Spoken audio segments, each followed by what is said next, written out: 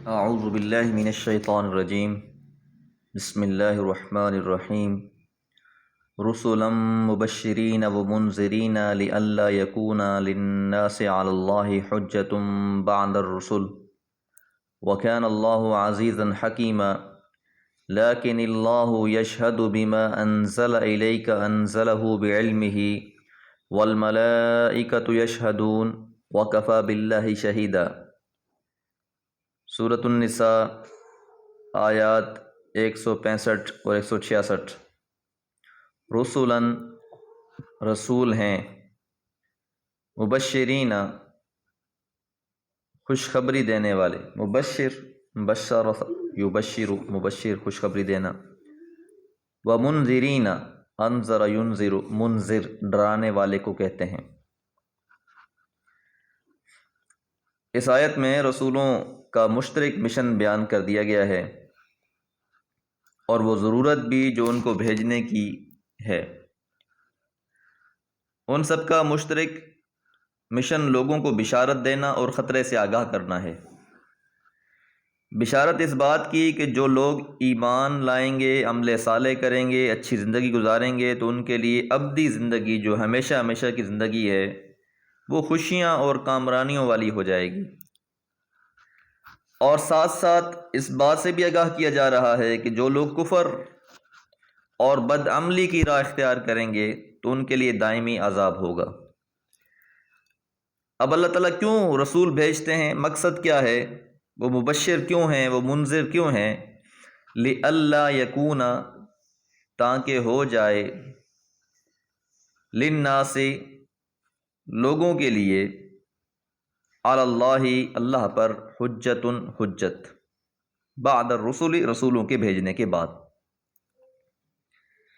یعنی اس کی ضرورت یہ بتائی کہ لوگوں پر اللہ تعالیٰ کی طرف سے حجت تمام ہو جائے، یہ کہنے کا موقع کسی کے پاس باقی نہ رہے کہ ان کے پاس اس خطرے سے آگاہ کرنے والا کوئی نہیں آیا تھا، اور اگر آتا تو وہ ہرگز بد عملی کی زندگی اختیار نہ کرتے۔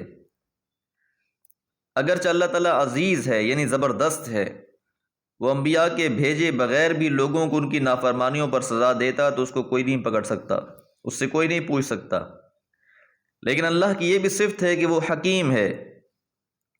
اس کی حکمت کا تقاضا یہ ہے کہ وہ اگر کسی کو سزا دے تو پہلے اتمام حجت ہو جائے، اس کی طرف سے راہ دکھلا دی جائے، اور یہ حجت رسولوں کے آنے کے بعد پوری ہو گئی۔ عقل اور فطرت کی جو شہادت ہے، ایمان باللہ، ایمان بالآخرت، نیکی، عدل، انصاف، محبت، گناہ سے نفرت، اللہ تعالیٰ نے یہ چیزیں بھی انسان کی ودیعت میں، انسان کے مزاج میں رکھ دی ہیں۔ استفتی قلبک یفتی کا، تم اپنے دل سے پوچھو وہ تمہیں بتائے گا کہ نیکی کیا ہے اور برائی کیا ہے۔ اور انبیاء نے بھی پوری طرح یہ بات واضح کر دی، اور ان کے جو تقاضے ہو سکتے تھے وہ بھی پوری تفصیل کے ساتھ بیان کر دیے۔ اب بھی اگر کوئی ٹھوکر کھاتا ہے تو اس کے معنی یہ ہیں کہ وہ دونوں آنکھیں رکھتے ہوئے بھی دن کی روشنی کو دیکھ نہیں پا رہا اور ٹھوکریں کھا رہا ہے۔ اور یہاں یہ بات بھی یاد رکھنی چاہیے کہ انسانی فطرت خیر اور شر کے شعور سے محروم نہیں ہے، بلکہ انسان کے اندر یہ قوت ہے۔ اس لیے اللہ تعالیٰ وَكَانَ اللَّهُ، اور اللہ تعالیٰ عزیزاً زبردست بھی ہے، حکیماً اور حکمتوں والا بھی ہے۔ لیکن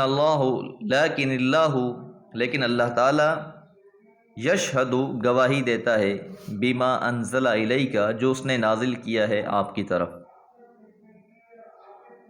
یعنی وہی ہر پیغمبر پر آتی رہی، کچھ نیا کام نہیں، اور اس کلام قرآن مجید میں اللہ تعالیٰ نے اپنا خاص علم اتارا ہے، اور اللہ تعالیٰ اس حق کو ظاہر کر دے گا۔ چنانچہ ظاہر یہ ہوا کہ جس قدر ہدایت نبی مہربان صلی اللہ علیہ وسلم کے ذریعے سے لوگوں کو پہنچی ہے وہ اس سے پہلے کسی کے ذریعے نہیں پہنچی۔ اس لیے نبی مہربان صلی اللہ علیہ وسلم نے یہ بھی فرمایا کہ روز قیامت سب سے بڑی امت میری امت ہوگی۔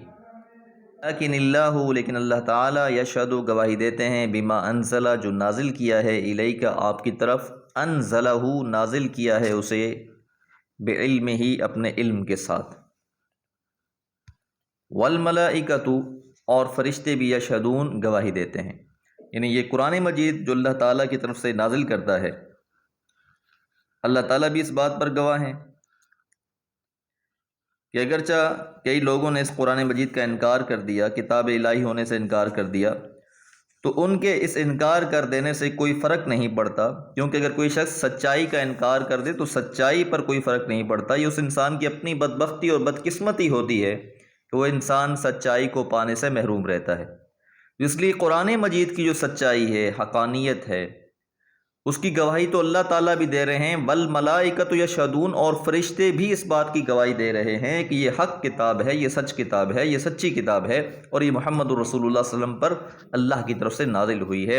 اور اگر یہ لوگ اس بات کو نہیں مان رہے تو یہ ان کی بڑی بدبختی اور بدقسمتی ہے۔ وَكَفَى بِاللَّهِ شَهِيدًا، اور اللہ تعالیٰ ہی کافی ہے اس گواہی کے لیے کہ اللہ تعالیٰ کی گواہی کے بعد کوئی حجت باقی نہیں رہتی۔ لیکن اب بھی جو لوگ اس کو نہیں مان رہے تو یہ ان کی اپنی بد نصیبی ہے۔ اللہ تعالیٰ سے دعا ہے اللہ تعالیٰ اس قرآن مجید پر ایمان لانے کی، اس کو سمجھنے کی اور اس کے مطابق اپنی زندگیوں کو پاکیزہ بنانے کی توفیق عطا فرمائے۔ وما علیہ الا البلاغ۔